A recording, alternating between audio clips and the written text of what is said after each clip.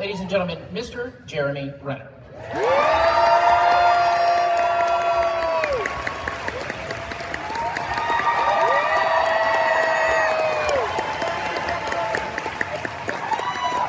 Welcome. Hey guys, what's happening? San Jose. What do you say? How crazy is this?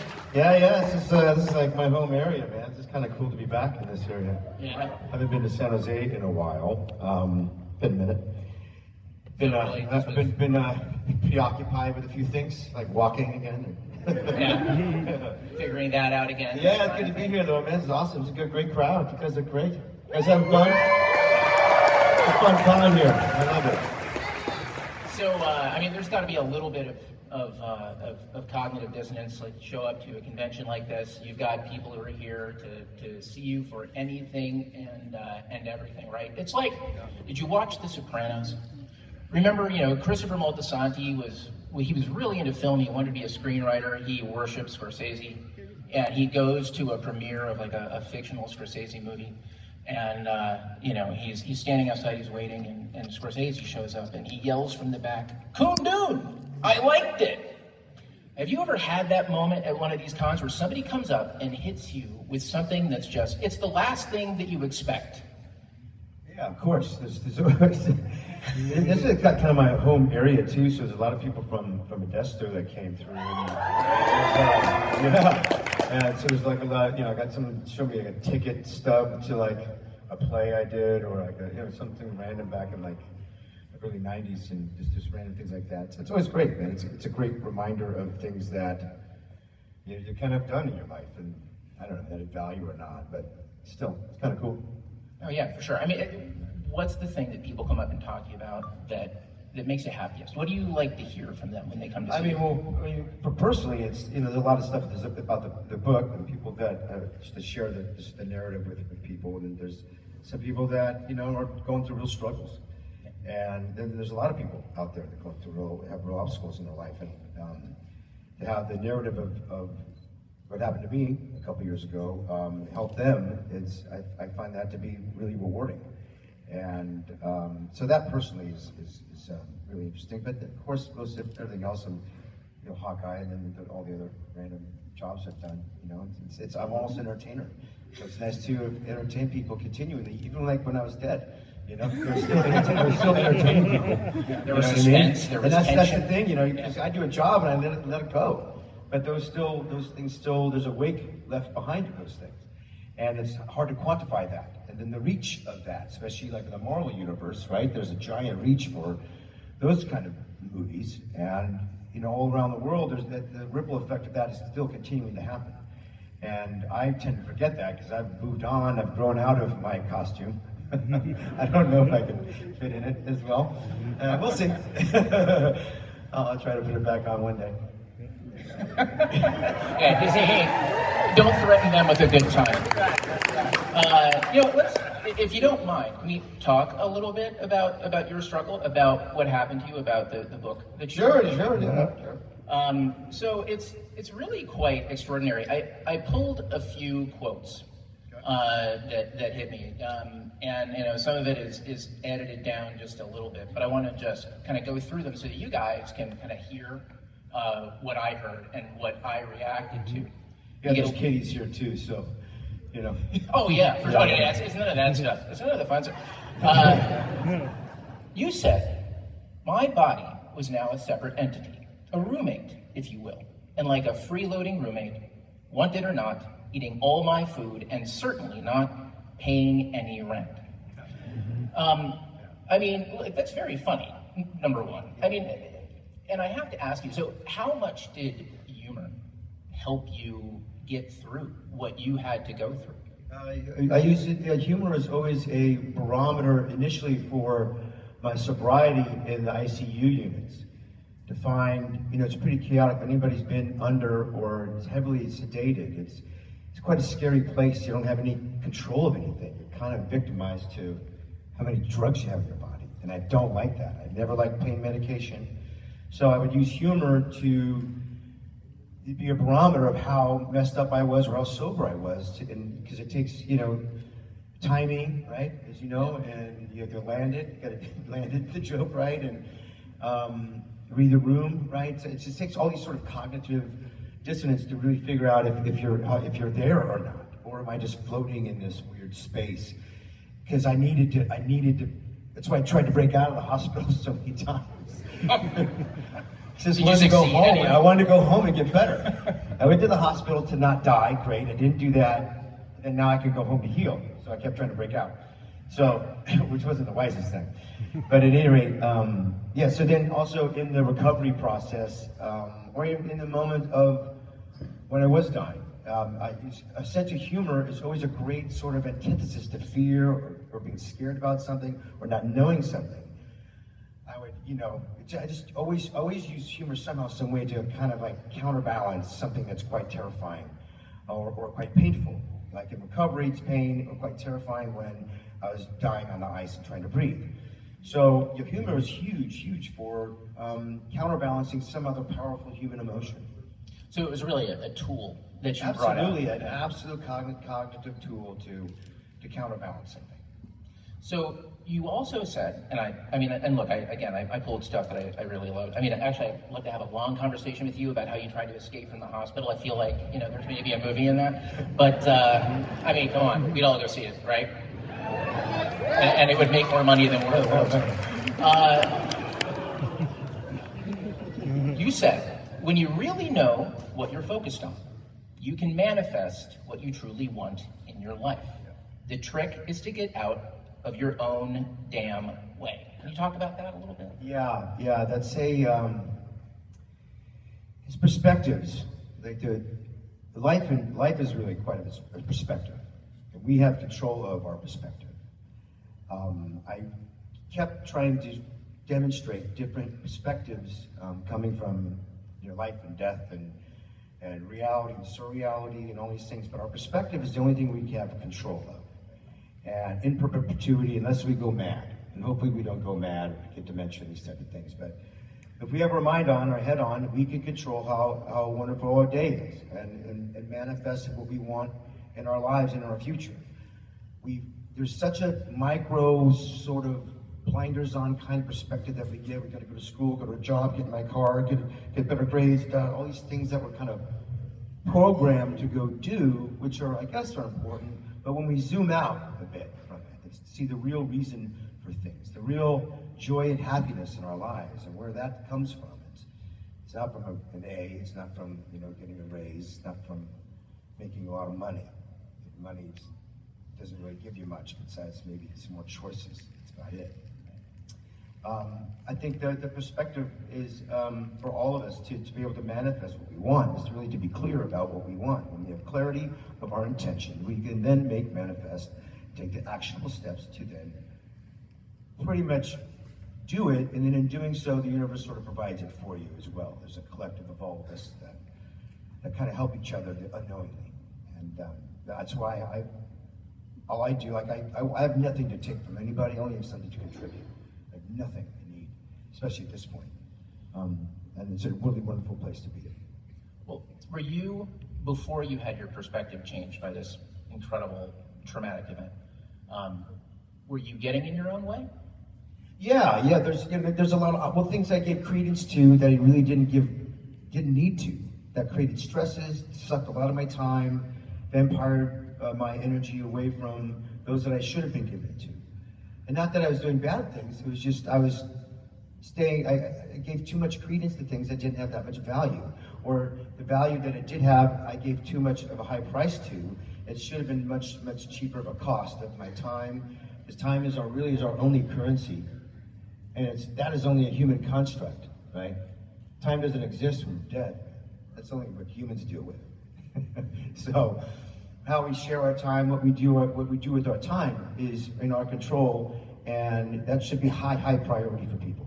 And I know when we're in struggle, and I grew up poor, and I grew up looking for my next meal, my next thing, I grew up broke till I was like 38, and that's fine.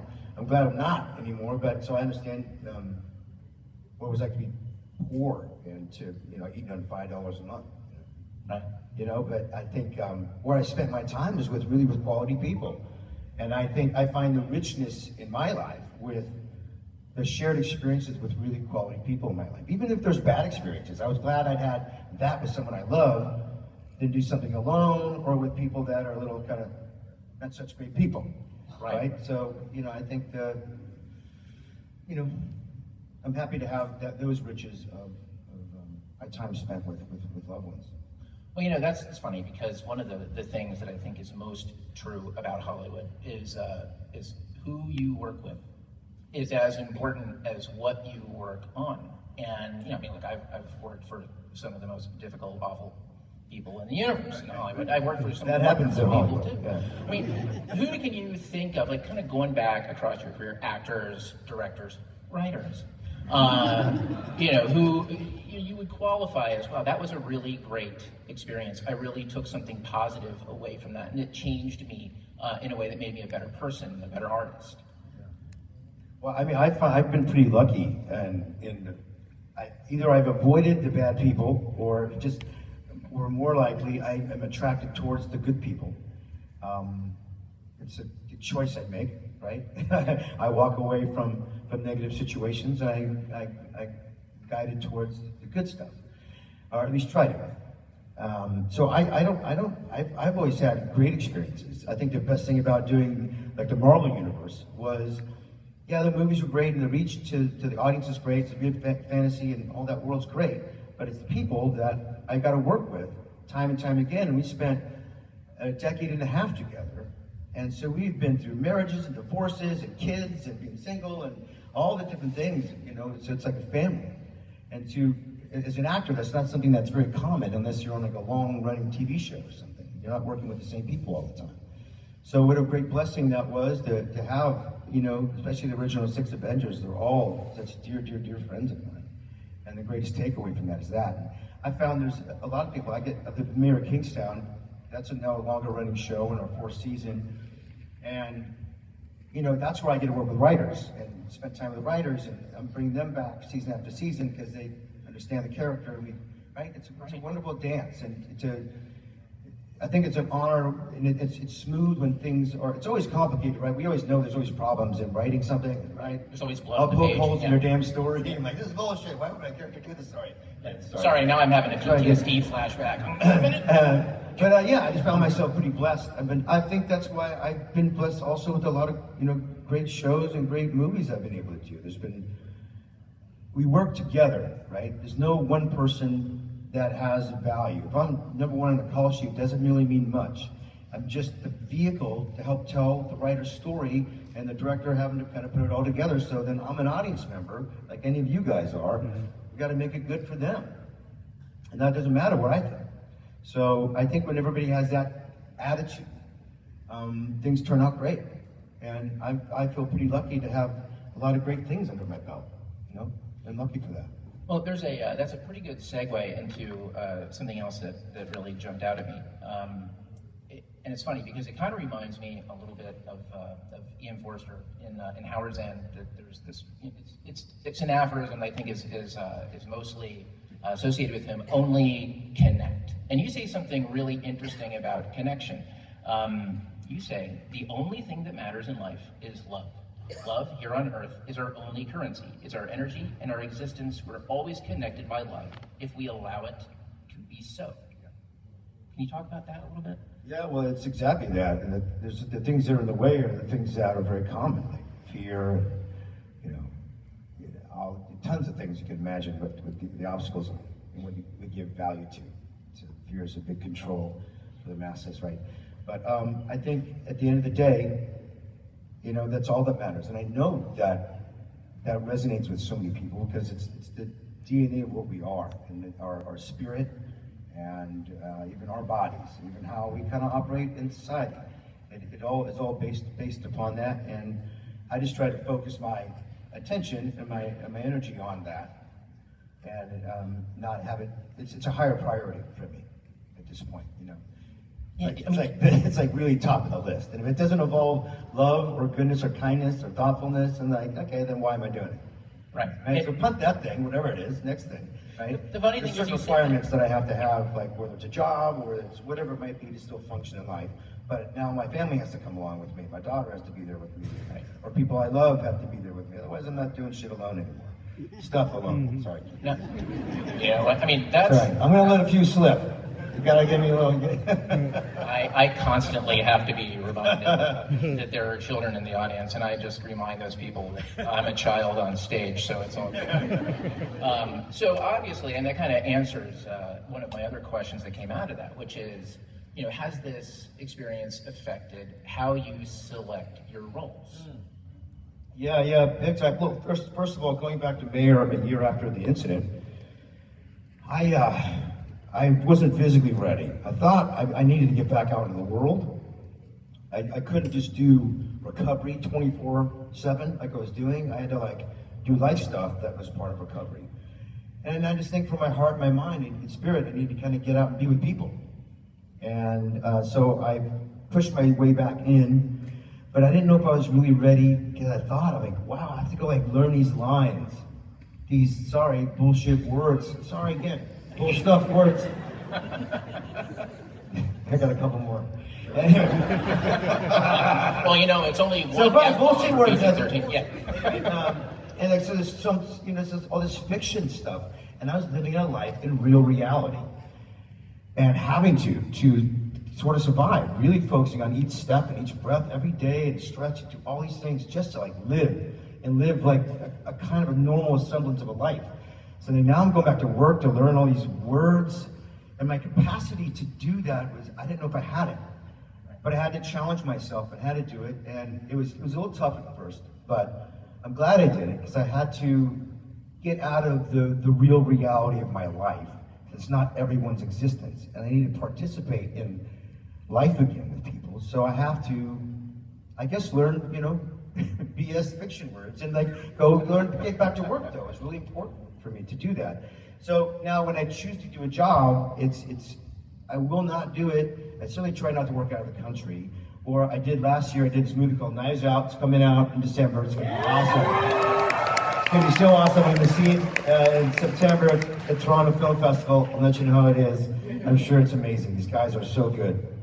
Big ensemble cast. But I only did that because of the big ensemble cast, which means I'm not there every day. I don't have a big heavy load of work to do.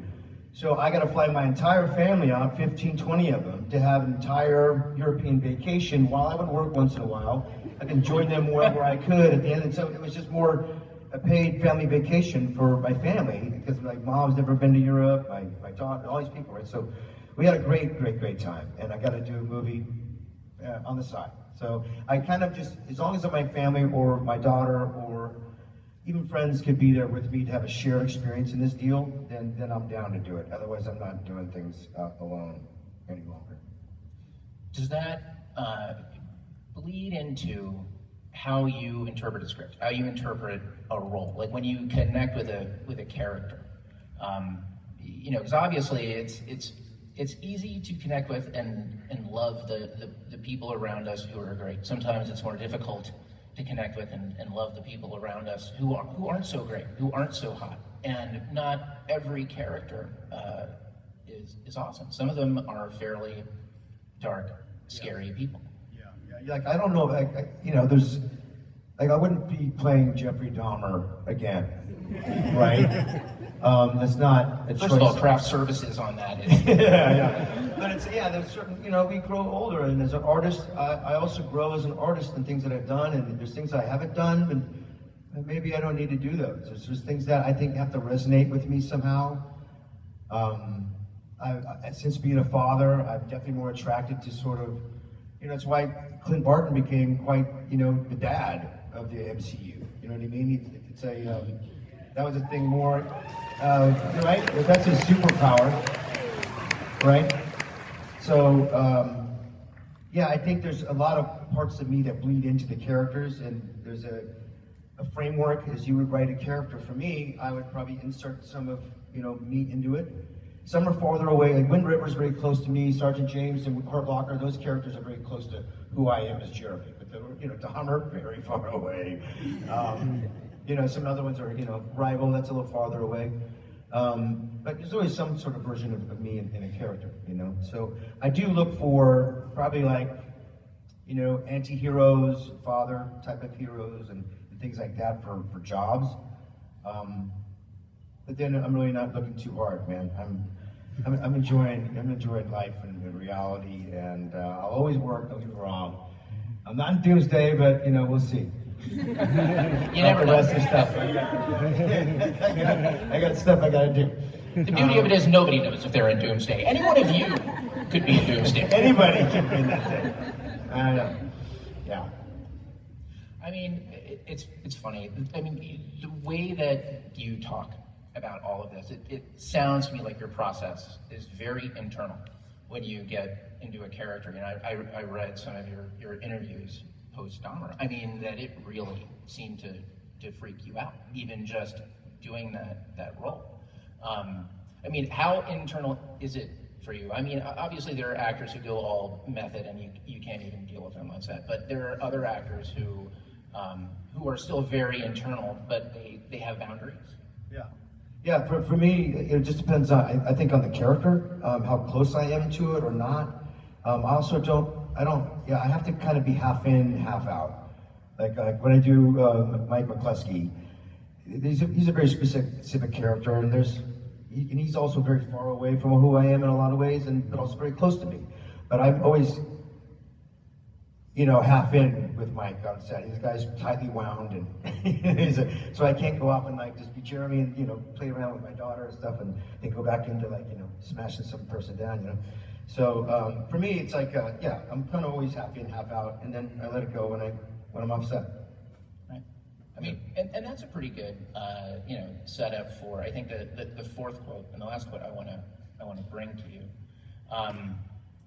You said, and this one is just, it's almost difficult to read. I am better than I have ever been, happier and more fulfilled, and more deeply connected to those around me than I've ever known. All I had to do was die. And that's quite a paradox, and it's very moving, you know.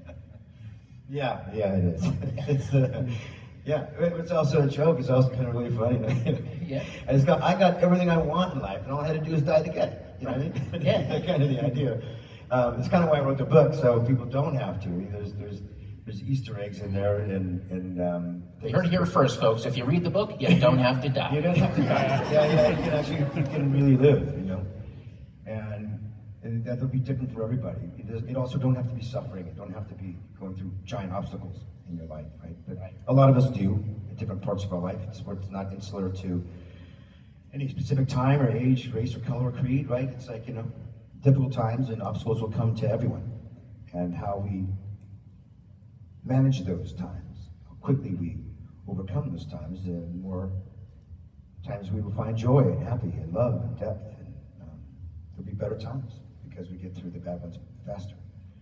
You squeeze those times with love and suck the energy out of them, then move forward. It's I live by it every day. Still have to. The obstacles that I go through they're not big or small. There's just an obstacle. Just move through it. It's real simple. Has it changed your craft at all? I don't know. Maybe for the worse. You know, I don't know.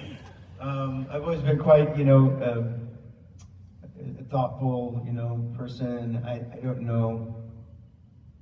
I think I don't want to say I have less care for my job because I love my job. It's just, I don't know, maybe I'm just older. I don't know what it is. I don't know if it's made me better or worse. It's not made me worse, I guess. I just know I care about other things. I think the priority of my job is dropped down the totem pole. There's other things first, and then that kind of can exist, or then it can also just go away. Right. It's your perspective changed. Yeah. It's still a super, super value to me, right? But there has to be things that it's connected to, otherwise I'm not going to do it. Well, certainly it also sounds like one of those things was having a family. I mean, you have kids and suddenly your whole brain changes, man, and you realize, oh, this is truly the most important thing that I'm doing.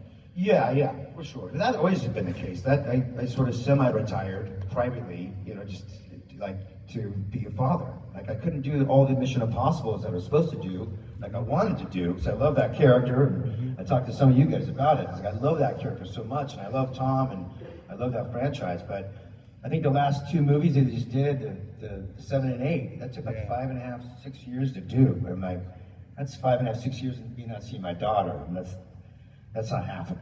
So apparently they grow a lot. Exactly. Like, I love Tom Cruise, but I love my daughter way more. You know what I mean? Yeah. So that's all that happened. But there'll be other things that kind of open up now. Also, my daughter's older now. She's like 12, and she homeschools, so she can go with me anywhere. So it kind of opens back up now that she's a little older. That she can come, like she'll be on set with me for Olimere this next season. That's season great. 5, yeah. That's great. Yeah. She can see what you do, how you do it, and Yeah, watch you navigate. for a lot longer period of time and not be stuck. So yeah, really, really excited about the future for myself and with my daughter. So when you started writing the book, was it primarily therapy? Did you have a thought like, I'm going to publish it, or were you writing for yourself at that point? No, it was very intended and purposeful to what I was doing. I didn't want to, because I had to then. We started off with just the chapter of putting people under the cat, like moment, second by second, play by play, just like grueling. It's tough to kind of relive, But yeah, it was. Once I had an outline of it, then I could fill in the blanks, just like you would write a script, right? That helped. That helped, having a really great outline and working off that, and then talking it out, writing it down, and all things. It was a year-long process, but got through it. Yeah. So. And it was with purpose. Yeah. To get through it as fast as possible. Right. And then there's nothing fast about it, But it's also very therapeutic in doing it and talking about it. Every time I talk about it with people, I went on a book tour, and there's so many different people I'm connecting with in a way. They're getting a ripple effect of that, A private incident that happened in my driveway between me and my nephew. That's insular just for us. But news takes a hold of that and doesn't make it a private moment anymore. Right. And thank God, because there's so much to give in doing so. There's so much goodwill sent my way, even upon me being in a coma. There was so much. I had to give back in a way. It was my duty, my responsibility, first and foremost, to get better for my family and for my daughter. And it was a great honor. Like, I wasn't going to lose. You understand? Yeah. I'm not going to disappoint them. I realized I can't complain about anything that happened to me, because look what I did to my family. That perspective, that key, got me through my next breath, got me through to take my next step. The faster I heal, the faster I'm healing my poor family. And then I realized there's a ripple effect beyond that, and beyond that, and beyond that, and beyond that. I'm still riding the waves of this ripple effect all around the planet. And because it didn't just happen to me, right? It was something that we could all share in a way. It has nothing even to do with an accident, or even pain, or recovery. It's love, right? That's something we all share. It's not mine.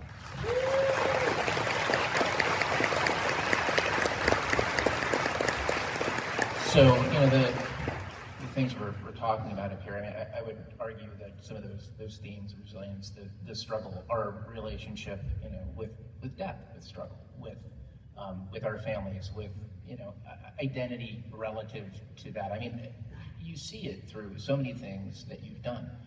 And I want to travel back in time a little bit to 2008 and the Hurt Locker. I'll tell you that 2008 was an interesting year. So 2008, I see the Hurt Locker because I get a screener. And I remember watching that movie, and my thought when I got done watching it was, oh, well, clearly this is going to win Best Picture. Like, I knew. I watched that movie, and I knew this is going to win Best Picture. And the scene that sold it to me was the scene where you go home Cereal. and the cereal. You go to the grocery store and just can't function. Can you talk a little bit about getting into that role and the sort of the process of working on it? I also do a lot of work with vets, from Iraq, Afghanistan. The movie seemed incredibly well researched, both in terms of the script, how things were conveyed, your performance. Can you talk a little bit about that? Yeah. That was one of those very few. I don't know. It was just kind of like a really good first date that turned into a great second date, and on this great relationship between me and this character, me and Catherine Bigelow, and Mark Bowl, the writer, and then the boys that joined on. But I was at Fort Irwin with our service boys and women, and learning how to, in this sort of like Santa's workshop, I called it. It's where they went to go build bombs, and then they rendered them safe. And I spent a year with them. I thought it was just gonna be, Catherine just as drove me out to this military base. She's like, okay, talk to these guys and do this everything. And all right. It was like a year later. But I spent a lot of time with them. And so I got to really understand the kind of rhyme and reason to do that job. And what the job was really about, and how the guy was written on paper was not like the guys that I had trained with. So it was very informative. It was great to have the luxury of time to share with people that do this for a living and to get a really good understanding. So the movie is basically all truths, and there's no real story to it. It's all characters just doing this cryptic sort of job, right? So the characters were kind of driving the narrative. So it was good and imperative that I got to spend so much time with the people that really did it, and with a great blessing and a great opportunity. I was so ready at the time of my career to have that opportunity. And I had killer people around me to help make that a really amazing film. Did you know when you were making it, or did you feel like, forget the whole, did you know it was going to win Best Picture question? No, man, we didn't think it was going to be a movie. By the end of the filming that thing, we thought well, maybe it's a 6-episode sort of series, or no, we didn't know. We were pretty tired and beat up after that movie, and we weren't sure what we had. Right. We thought it's probably like a mini series. Right. And then all of a sudden, then an editor puts this thing together, and editors, man, it's we didn't see anything that we did along the way. We just kind of were out doing the job. Well, let me share a little secret with you about 2008 and the Hurt Locker. So in 2008, people don't realize this. So Thor comes out in 2011. Originally supposed to come out in 2010, which I know. Because in 2008, Marvel came to me and my writing partner, and they said, hey, we've got no time, and we're screwed, and we just got out of this writer's strike, and we desperately need this script for Thor. So we started writing. And one Sunday afternoon, on a whim, you guys think I'm kidding, but it's true, on a whim, I'm writing the scene where Thor goes to get the hammer. Right? You're big, I thought bigger. And I've got Coulson running around trying to figure out where Thor is. And I realize, what? He's probably got snipers positioned around. So I have him calling out to his guys, and suddenly it occurs to me, guys, I don't know if you know this or not, but do you know who's a sniper for S.H.I.E.L.D. in the Ultimates? Hawkeye. Yes, sir, you win the Cupid doll. And if I had one, I'd give it to you. So we just throw in a little line. Barton. You have eyes on it. We don't explain it. 2 days later, we go in for a script meeting with Kevin Feige. He's like, oh my God, you guys put Hawkeye in the movie. And we said, yes, we did. We also put Agent Coulson in the movie. And he said, oh my God. And he said, who do you think should play him? Now, this whole casting process obviously kind of took on a life of its own, but at the time, that very weekend, my writing partner and I had both watched The Hurt Locker, and we had talked about how great it was. And my writing partner pops up, he goes, Jeremy Renner. And Kevin was like, oh, yeah. I mean, obviously, there was a little bit of a gap between 2008 and the beginning of the Avengers, but yeah. And there was like for doing Thor. I mean, because I didn't know it was that early because it was around 10. I think the Hurt Locker was about to come out, didn't come out yet, and that's when I got a call from Kevin Feige and to go sit down and talk in Manhattan Beach or wherever the heck that was down there. Yeah. And they brought up to talk about Hawkeye. I mean, I guess sounds cool, like whatever. And I was really busy at the time, so I'm like, I'm gonna see what this is about. And then they told me about this thing because I was a fan because Iron Man was out. And I think they were in the process of filming Thor. Yeah. And I'm like, dude, I'm here because like Iron Man's awesome, right? The first Iron Man, I'm like, dude, this is so great. And I thought, like, how do they make this thing that's so like kind of phony, kind of really plausible? And I buy this. And Downey was charming as all heck. And anyway, I loved it. And they showed me the Ultimates version of Hawkeye, which I was kind of very relieved by, so I didn't have to wear this kind of purple skirt. I know. Don't we all? Maybe, I'm too old for that now. Come on, no one wants to see me in a skirt. Come on. It's like, well, you know what you want as an archer? You want a mask that blocks your peripheral vision. You know? Yeah, I know. But I did go to this meeting, and they showed me the Ultimates version. I don't know much about the Marvel Universe. I saw Iron Man, cool as all heck. And then they showed me the Ultimates version of Hawkeye, which is just sort of like kind of what he is on the I'm like, oh, this is actually really cool. I can grab onto this character. They had nothing to show me, but they said, like, we got to get you in we had this little thing in Thor free. I'm like, all right. So literally, by the time I got on set, we still had no idea what the heck I was doing. We had no idea what the character was or going. And I said, I don't know how you're going to get, like, Fabio flying around the sky. How are you going to make that real? Believe me, that was like 6 months of my life. I mean, this is going to be a joke, right? So anyway, so I get on, they cast me, and I go in to do the thing, and then they have it wrong. I said I'm left-handed. They got the wrong. The left-handed bow is actually for a right-hander. It's this whole mess of thing. So I had to shoot wrong-handed on that show because they didn't have the right bow for me. It was a compound bow. Shouldn't have had that. Anyway, we figured it out as we went, but it was fun. I still had no idea what the character was, and just like I don't think anybody else did, and it was great. And that was the first step into the Marvel Universe, and it was chaotic then, and still is now. Yeah, that's the beauty of it.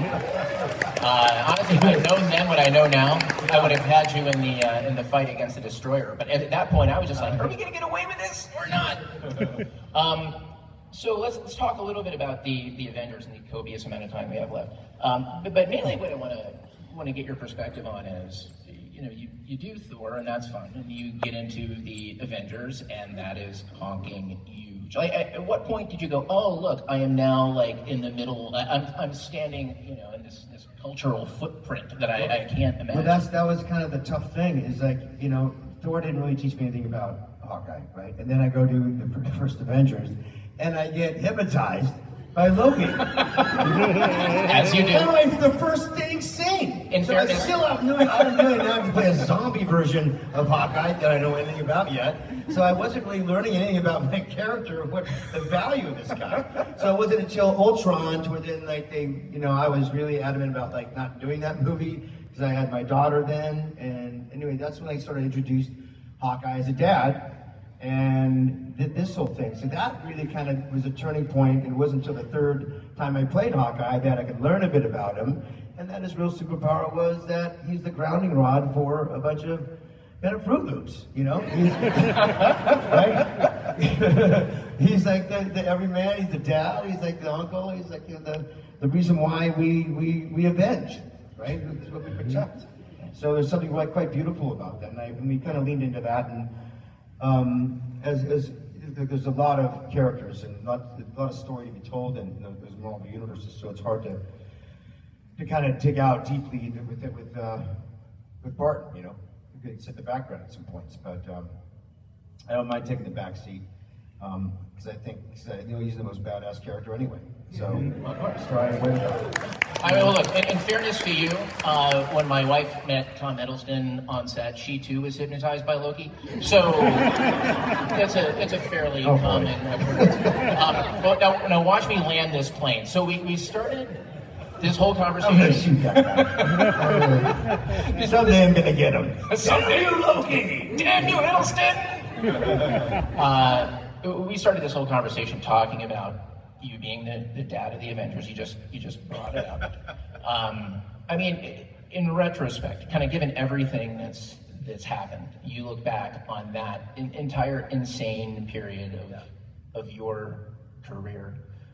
Is there anything left on the table for you as Hawkeye, or actually no, as Clint Barton, as the dad of the MCU? No, 100%. We already went through that creatively for the season 2 of Hawkeye, and liking where it was going, and how they're trying to integrate stuff with the new Avengers, and there's also West Coast Avengers, and Hawkeye's a big part of that. But I think Hawkeye has to be put in the right. Don't put him in outer space, for God's sakes. It doesn't belong Heroes there. don't work great. It doesn't belong there, right? Some red floating guy, the red skull guy. What is this? What's going on, right? So they got to put him in the right positions to where he can be a great team leader, a great contributor, and like Captain America has his own sort of world. Thor has his own world, and so does Hawkeye, and it's very grounded. And the new Avengers kind of has that. So I think there's a lot. I think audiences do like that as well. They like the sort of reality to things, or the surreality. We still have someone wore this T-shirt. So awesome is the Rogers musical T-shirt, right? I love the surreality of that. This Broadway show, the Avengers, and Hawkeye is just incredulously rolling his eyes and haunted by this. But there's great worlds. I love the first season of Hawkeye. That to me is such a warm, fuzzy thing, and something that's repeatable to watch too. That I have on most other shows. I think because that's such a great Christmas sort of show, and it's I wouldn't watch any of the other Avengers stuff, but I've seen that a couple times. We watch it kind of as a family. It's kind of fun. But yeah, I think there's a lot of legs left in that character. There's some great surprises that we have, but we'll see. We've got to work it out. That's why they're called surprises, kids. I'm gonna get in great shape for that again. Jeez, it's not easy. Well, Jeremy, thank you so much for joining us. We are sadly out of time.